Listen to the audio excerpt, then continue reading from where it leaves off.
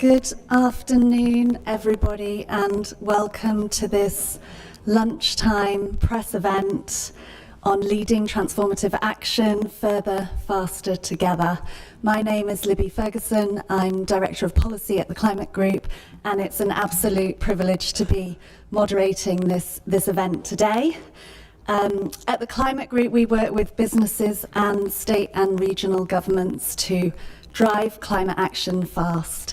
And that is why it's such a pleasure for us to be involved in this initiative with our partners from the US Climate Alliance, from C40 Cities, and from the state of Washington that took the initiative to create this.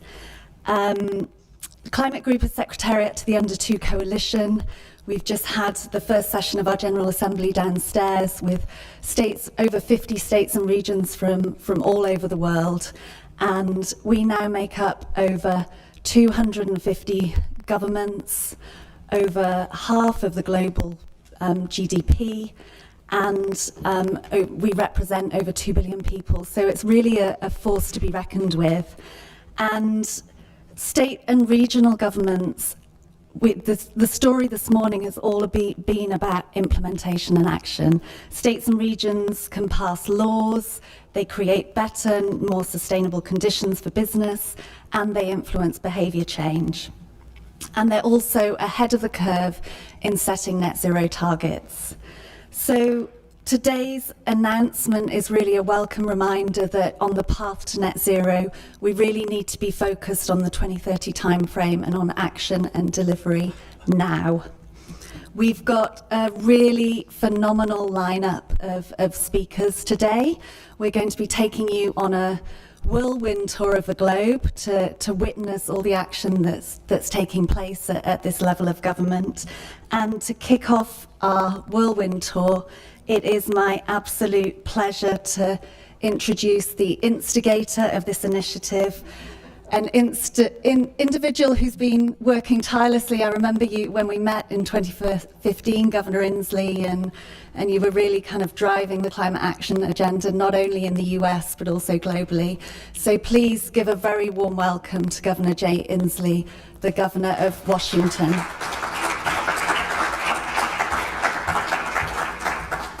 Well, thank you so much. I rarely have been introduced as an instigator with such class, so thank you very much. I am proud to be an instigator of this effort. And this effort is born by a central recognition, and that is the recognition that in Glasgow we're having the parties are meeting. Well, we are parties, and some in the United Nations organization have referred to our states and to our cities as subnationals. That's just wrong. We are supranationals. And today I am proud to join 68 other supranationals in announcing that we are going to be the cutting edge, the leading edge of this efforts against climate change. And we are going to set the standard for actions, including near-term actions for the rest of the world to be inspired by. And so I am glad to join you in this announcement. Now, let me just say why I believe we're supranationals. It is clear we're supranationals because we can go faster than national governors or national governments. We can go farther than national governments, and we can go with more flexibility than national governments. That is why when you see the commitments that we are making today of these 68 organizations, that indeed we're going to achieve those goals. So the national commitments that come out of COP will not be the ceiling for us, they will be the floor. And we will exceed them because we know exceeding them is both necessary and practical and economically productive. Because the people in the 68 coalition, and let's call ourselves the Supranational Action Coalition, recognize that action grows our economies. Because we're seeing it doing that with the development of new technologically oriented industries every day. And let's just talk about for a moment why this is a significant event. This is not just a couple of villages with a good idea. The 68 organizations that we join here today represent 470 million people. We represent the third, if it was a country, if we united as our own country. I'm not suggesting that today, it'd be a little too risque. But we would be the third largest country in the world today if we were together. We would represent 20% of the entire world's GDP. Our metric emissions at 3.7 billion would represent the total emissions of the European Union. This is a big deal, both by scope, by ambition, and by commitment. And so I'm proud to join folks in making these commitments. Now, the commitments we are making, and there's a variety of them today, from electric vehicles to decarbonization of our electrical standard to efficiency in buildings, but they all have a central tenet. We're not just talking a good game, we're taking action. And we're not making simple commitments for the long term in the third generation. We're doing it right now. We're doing things on the ground today in our home communities. And I think that's the appropriate thing in our relationship with the national governments. Because if your house is on fire and your national government may not send in a fire truck right away, you grab a bucket. And that's what we're doing in our states, big time. And I'm proud to join this group of leaders by making these commitments today. In our state, we've been doing a whole bunch. I just signed an executive order to make sure we have all electrical fleet in my state by 2035. Joining some great work of Kate Brown and my fellow governors here. We just passed what is arguably the best cap and invest bill with the greatest environmental justice in the United States. Governor Newsom, or maybe Governor Pritzker, will argue with us about that. But that's part of our goal here, because we want to inspire each other to greater glory. We are competitors as well as folks who believe in collegiality. But we're going to help each other as well, as we have in the Pacific Coast Collaborative. So I want to thank the 68 people who are standing up as supranational action-oriented leaders. And whatever comes out of COP, let people know you're going to have action from our states. You're going to have action from our governors. We will not wait for national governments. We will act because our kids and our economies depend on it. Congratulations. And now I get to introduce our host, First Minister Sturgeon of Scotland. And this is the first time I've been in her beautiful home. And I want to tell you, First Minister, I'm really impressed by the biodiversity work that you are doing in such a beautiful country. We know it's gorgeous. I look forward to seeing the Isle of Skye here in a couple days. I want you to know you're also very adventuresome. You're adventuresome in this effort against climate. And this morning at breakfast, at the food line, it said haggis, try it. And I did, and I'm hooked. I'm a haggis fan now. So please come up and join us. Thank you, First Minister Sturgeon.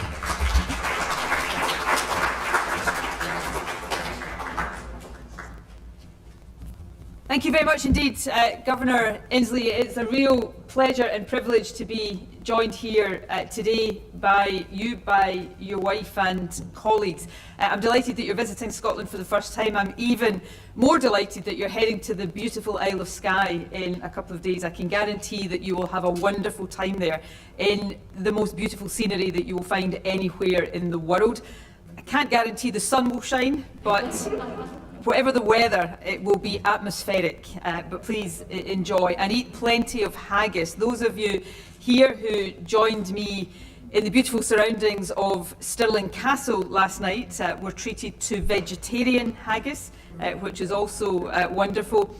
But the real thing really must be tried, and hopefully nobody told you what the ingredients of haggis are before they encouraged you to try it. But please enjoy everything that Scotland has to offer. Let me repeat the welcome I gave last night and again this morning to all of the governors, the premiers, the ministers from the states, the cities, the regions, devolved governments that make up this Under2 coalition. I'm very privileged right now to be the European co-chair of an organisation, General Assembly of which has been meeting this morning, that is increasingly powerful and increasingly influential. I thoroughly endorse your rebranding of the coalition as supranational. I think we must definitely make that description stick.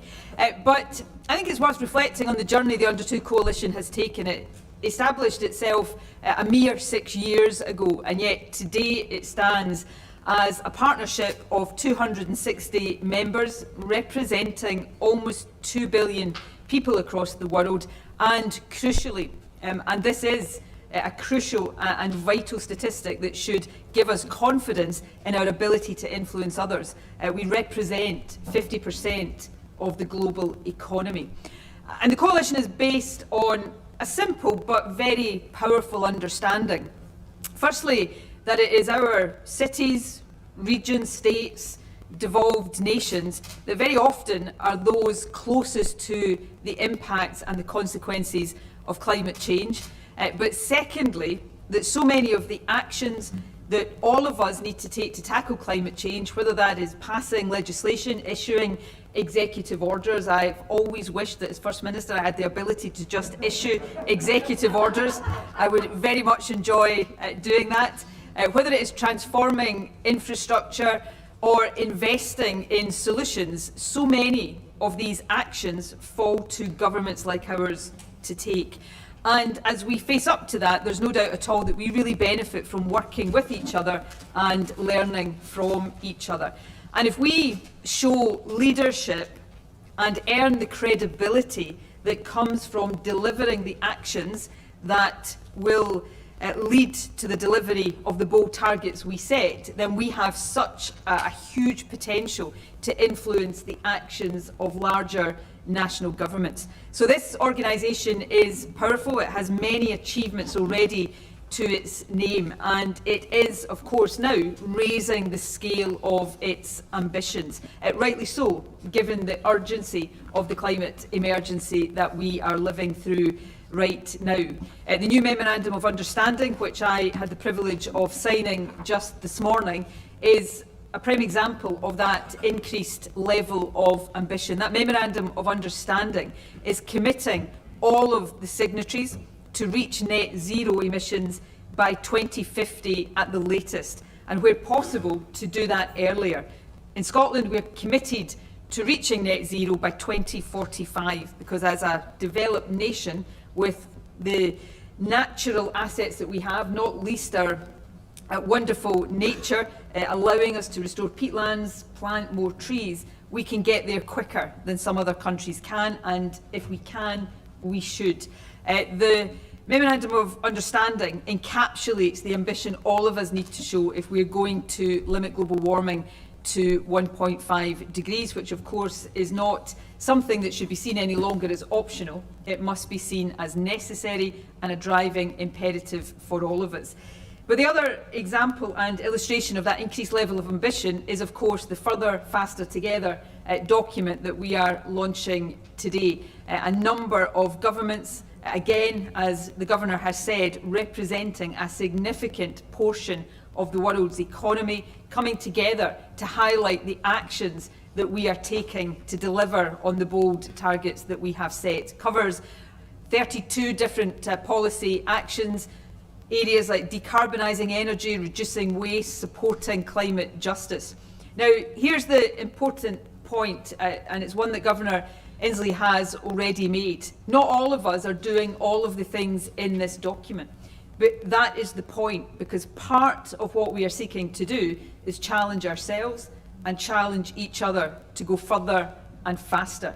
Because as well as collaborators, and that partnership is important, it is also healthy that we are competitors, that we are engaging ourselves in a healthy competition and in a race to the top as we together but individually seek to tackle climate change with the urgency that is required. So I am really delighted to be part of all of this. I am absolutely thrilled to have you all here in my home city of Glasgow, where I can tell you the sun always shines just as it is doing today. Those of you who've been here for a few days will know that is not true, but I like to pretend that it is. This is, in my view, a real turning point in the history of the world. It must be a turning point in the history of the world, and there are few better places in the world for us to approach that turning point. This city led the world, or helped lead the world into the industrial age. It now is at the heart of our efforts to start leading the world firmly into the net zero age. So let's come together, let's work together, let's encourage each other to go further, faster together, so that our supranational governments can lead the globe in facing up to the challenges of climate change and protecting this planet for those who come after us. Thank you very much indeed.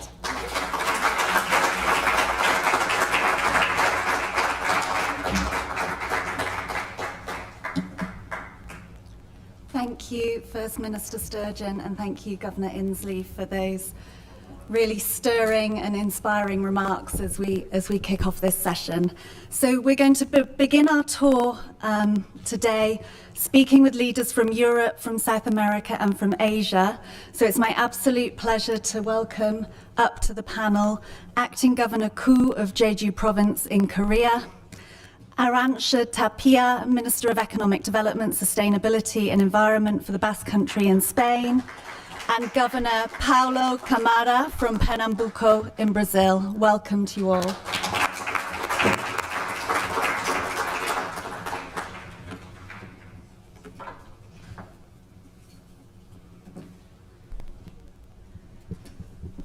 So you have all committed, as we mentioned, to many of the actions laid out, and we want to give a taste today of the diversity of actions that have actually taken place around the world. So I'd love to hear from each of you on one particular action that you've committed to that you believe is most important for tackling the climate crisis in your region.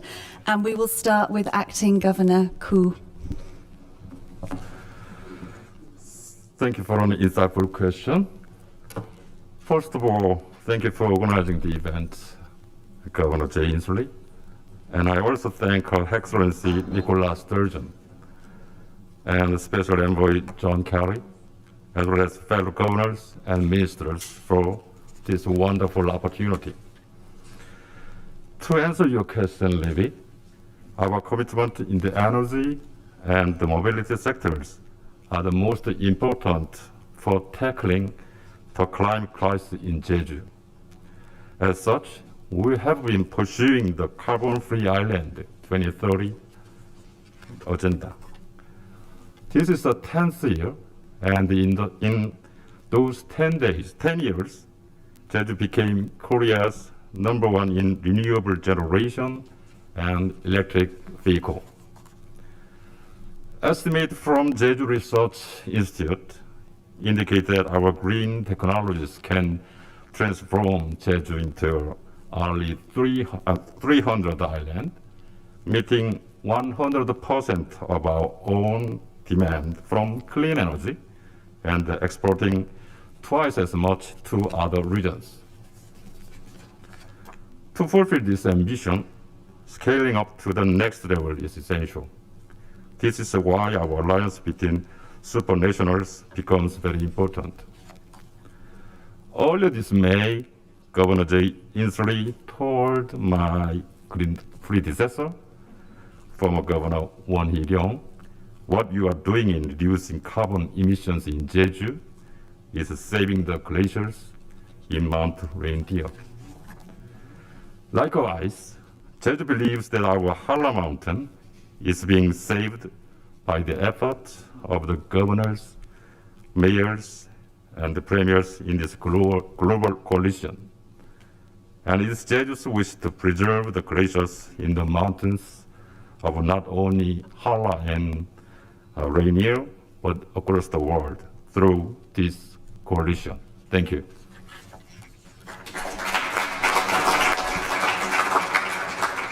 Thank you, Acting Governor Koo. And now to Minister Tapia, the same question, the one action that you feel is most important in your region. Thank you very much for inviting me to be here in the name of the Basque government. And I have to say that from our government, being pioneers in establishing long-term climate change strategy, it is important, first of all, to plan and to establish all the policy regulatory framework in order to have a framework which will be sure for our industries, for all the activities that have to be developed in the country. And together with the planning, we have to act at the same time. So from the government point of view, we have established our energy transition and climate change plan for 2024 with more than 15 flagship initiatives, and we aim to reduce the greenhouse gases by 30% in 2024. And we have a target of 20% of renewable energies produced in the Basque Country, together with actions to advance in achieving a resilient territory through projects to adapt to climate change that is already with us. And together with that, we are acting on some special activities. First of all, working on energy efficiency on all public buildings, but also on housing, because we have one of the oldest housing system in the European Union. Second, trying to establish new renewable energies in all the country, coming from wind farms to photovoltaic systems, big projects, but also smaller projects with citizen cooperatives, in order to make the citizens who are the end users being the producers at the same time, and working with our industry in order to achieve the net zero objective, because we have a heavy industry that is almost producing the 50%, almost 50% of all the greenhouse gases in the Basque Country. So involving all this industry into the net zero achievement will be something interesting for us. So we are working in several areas. Energy, of course, having the industry involved with us, and we need citizens and we need society together with us with smaller actions, but everyday actions at their homes. Thank you very much. Thank you, Minister Tapia. And now to the Governor of Pernambuco. Good afternoon. Gostaria de iniciar cumprimentando os representantes do Climate Group e reconhecer o empenho de todos para realizar esse evento e continuar apoiando cidades e estados no mundo inteiro em favor da agenda climática. I would like to begin by greeting the representatives of the Climate Group and recognize everyone's effort to hold this event and continue to support cities and states around the world on the climate agenda. Tenho muito orgulho de governar Pernambuco, no estado do Nordeste brasileiro, há 7 anos, e a despeito de toda a falta de comprometimento do governo federal brasileiro com a sustentabilidade e a preservação da natureza, temos avançado nesses setores em todo o estado. I am very proud to govern Pernambuco in the northeast of Brazil for 7 years, and despite all the lack of commitment of the Brazilian federal government to the sustainability and preservation of nature, we have advanced in this sector in our state.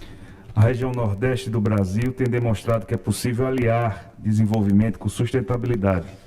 88% da energia eólica e 67% da energia solar da matriz brasileira são produzidas no Nordeste. Também estamos caminhando para ser um hub regional de produção de hidrogênio verde. Temos condições de superar os desafios sociais, sendo aliados do meio ambiente, e esse compromisso é de todos os governadores da região. The northeast region of Brazil has shown that it's possible to combine development with sustainability. 88% of wind energy and 67% of solar energy in the Brazilian matrix are produced in the northeast. We are also moving towards being a regional hub of green hydrogen production. We are able to overcome social challenges by being allies of the environment, and this commitment is from all the governors of the region.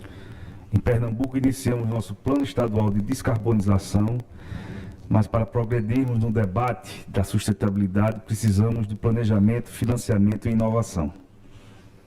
In Pernambuco, we have started our state decarbonization plan, but to progress in the sustainability debate, we need planning, financing, and innovation. Temos atuado nessas have a floating population of almost 65 to 67 million people in these cities.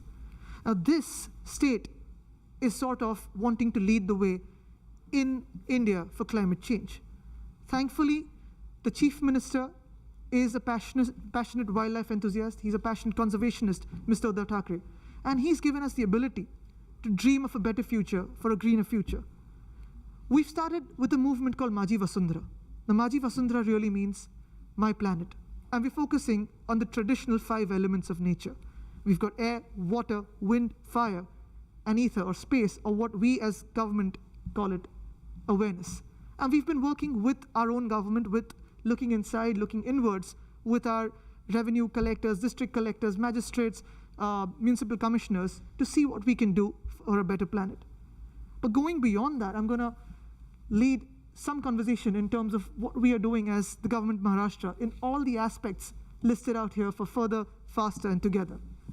In terms of energy, of course, we are moving towards looking at every new megawatt of electricity coming from clean and green energy, moving away from conventional energy, moving away from thermal or coal energy. And that is what we're looking at. So if I could give you an example, just recently, we have solarized the highway. We've put out the tender documents, but we'll be generating 250 megawatts of solar energy from the highway we're creating from Mumbai to Nagpur. It may be a coincidence that I've been pushing for it, but my name Aditya also means the sun. And for us in India, we've been worshipping the sun god as the seed of the universe, the reason for all of us to be here. And in most of our texts of rituals and ancient Vedic texts, the sun god holds a primary position. For us as Maharashtra, we're looking at wind energy, we're looking at floating solar, we're looking at multiple sources that could clearly, lead us into a just energy transition. Moving further, built environment. We've just updated our development control rules for the city of Mumbai and for the rest of Maharashtra. We're looking at in-house ways of generating solar energy. If not in-house, how do we pull it from the grid? How do we ensure that no grey water, black water, or sewage water really goes down to our seas without being treated? We're looking at segregation of waste within our building compounds, within our housing societies, within small bungalows or chawls or slum areas. But how do we create waste segregation within our built-up environment? We're looking at more charging stations. At least 30% of all parking slots would have charging stations for EVs connected to renewable energy sources in our built-up environments. We're looking at more gardens. We're looking at more percolation spots for rainwater that is collapsing onto us every single monsoon. Moving further into clean transportation, the city of Mumbai currently has just released a tender document for procuring 2,100 clean fuel, completely electric buses that are emission-free and sound-free. By 2023, the Mumbai city's public transport system would have 50% of its fleet as electric, and by 2027, 100% of Mumbai's public transport system would be fully electric. Looking at that example, many other cities of all 43 cities that we have where we have public transport are looking at going completely electric. But when we say electric mobility and green transition, we're connecting it to our clean grids and not to any conventional sources of power. In terms of nature-based solutions, we strongly believe that all the solutions for our survival on this planet come from nature. We're not different from nature, we're a part of nature. We've always believed that we're part of nature. In the past few months, be it fighting with COVID or other policy measures, what we have tried to achieve is some crucial elements of protecting nature. Be it in the past 11 months of having more than 11,560 hectares of mangroves protected as reserve forests, and these could have gone down into creating other things which we term as development, but we're looking at sustainable development. We've converted 10 areas of green zones into conservation reserves. 2 sanctuaries, 1 marine sanctuary, a flamingo sanctuary, and in the city of Mumbai, we've protected an area of 808 acres as a reserve forest. Now, that when we say we're looking at biodiversity, we're looking at a thriving forest, we're looking at places where we have leopards, tigers, elephants, the rusty spotted cat, flora and fauna of not just wild and big cats, but every small animal, right from a spider to species that we have not even heard about, be it snakes, be it pythons, be it everything. Moving further in terms of environment justice, we're looking at a larger capacity of hearing those elements of our nature that we could have never heard of. Yes, I'm just going to move on to, when we're looking at environment justice, it could be saving 1 banyan tree coming in the middle of the highway to almost everything. Intergovernmental cooperation and planning, we have institutionalized our areas and created a climate change council for our state. And finally, waste and agriculture. Now, just in 2 seconds, waste, I'll give you a small story. In the year 2017, Mumbai generated waste almost equivalent to 10,000 metric tons a day. Today, with segregation measures, with everyone coming together, we're at 6,000 metric tons a day, and we're going further to reduce waste collection and going to the dumping grounds. And for agriculture, we've got almost 5,000 villages protected with the World Bank's support for climate resilient agriculture. The point really being, we're here to work further, faster, and together with everyone. Thank you.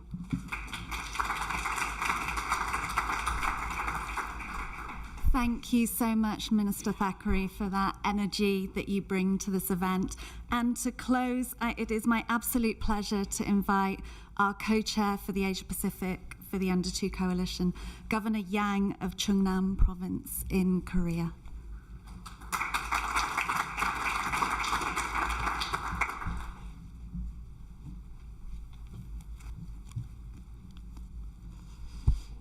예, 여러분 대단히 반갑습니다. 충청남도 도지사이자 언더2 연합 아시아 태평지역 공동의장 양승입니다.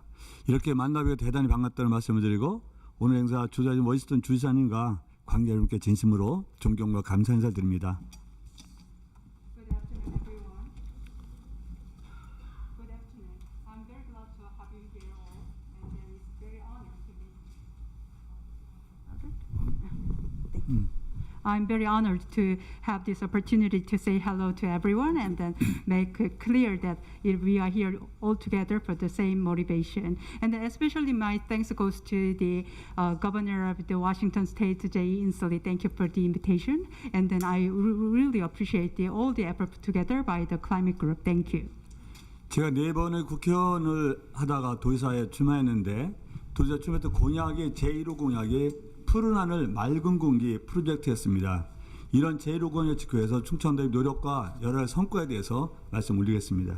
I used to serve as a parliament member like for consecutive terms, and then since I took the office as a governor in the year of 2018, the first campaign pledge which I made was the making a cleaner and clean energy, and then making a clean sky for the general public. 제가 취임할 때 대한민국 화력발전소가 60기가 가동 중이었는데 그중에서 절반의 30기가 충청남도에서 가동 중이었고 온실가스 배출량 한 7억 2천만 톤 중에서 충청은 1억 6천만 톤, 22% 정도가 충청남도에 배출되는 상황이었습니다. Yes, when I took the office as a governor for the first time, I had seen a lot of the downturns of our energy transition because we used to have the most majority of the power units of the Republic of Korea located in Chungcheongnam-do. Like 30 out of the 60 units of the thermal power stations was in our province, like in Chungcheongnam-do. And then we are the main producer of the air pollution, which is the 120 billion tons of the metric tons of the air pollution we produce, like in Chungcheongnam-do then time. 그래서 충청남도는 연한이 30년 넘는 화력발전 조기 폐쇄를 주장했고 성능 개선 작업을 빌미로 한 수명 연장을 반대하면서 조기 폐쇄를 주장했는데 자연스럽게 중앙정부가 화력발전 조기 폐쇄하면서 에너지 수급 계획을 변경해서 2기 화력발전 조기 폐쇄였고 나머지 12기도 32년까지 조기 폐쇄로 결정되었다는 성과가 있었습니다.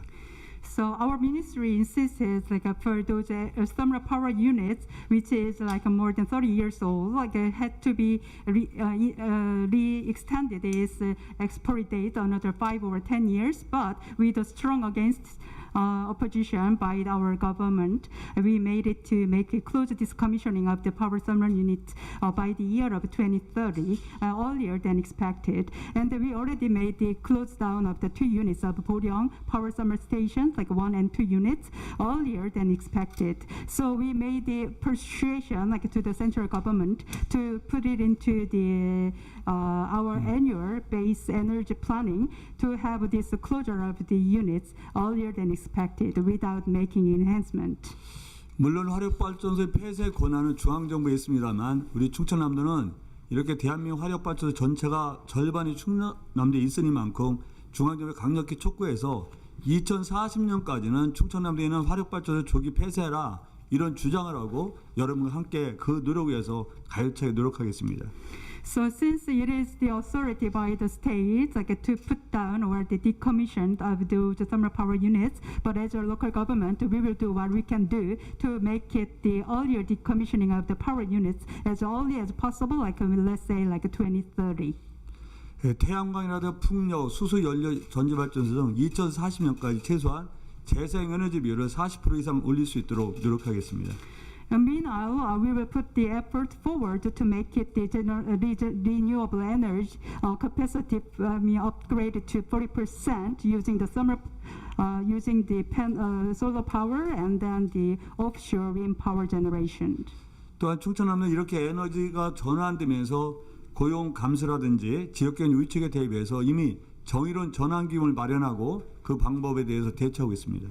Also, in order to do the just energy transition, we created a fund for those people underprivileged, so we can revitalize the local economy with the jobs and then the proper training for the jobs. 충청남도는 대한민국에서 이런 기후 변화에 대해서 선도적으로 주도한다는 자부심을 갖고 또 언더2 연합의 아시아 태평양 공동 의장도로서 우리가 더 빠르게 그리고 더 강하게 탄소중을 실천할 수 있도록 모든 노력을 여러분과 함께 기울이겠습니다. As the co-chair of the Asia Pacific, today I made an announcement here by today to all of you attending. As a front runner of this energy transition, we will do what we can do to make it further, faster, and together. Thank you very much. 네, 감사합니다.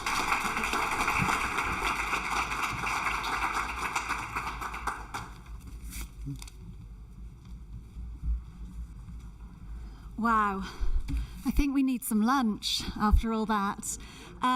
Thank you so much, Governor. Thank you to all the governors and ministers for joining us, and all the mayors, governor and ministers who have joined in this commitment, who we haven't even heard from today. We will be having a group photo just outside for everyone that's made the commitment, and downstairs we're also got the climate champions with us at the lunch. Photos here? Okay, the photo is here, not outside. Thank you, everybody.